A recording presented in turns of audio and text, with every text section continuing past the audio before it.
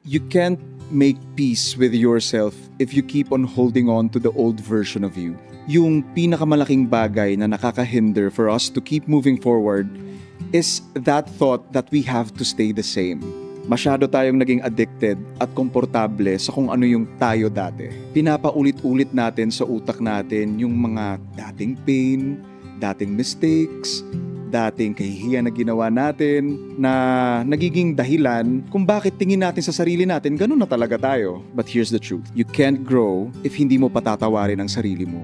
At hindi mo hayaan yung sarili mo to change. And change doesn't mean magiging madali ang lahat at magiging ibang tao ka na.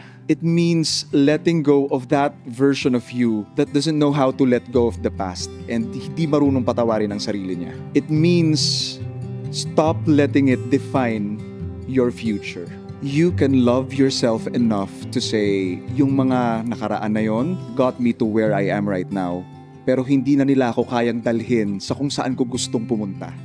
Hindi sila magde-define ng destination ko. Let go.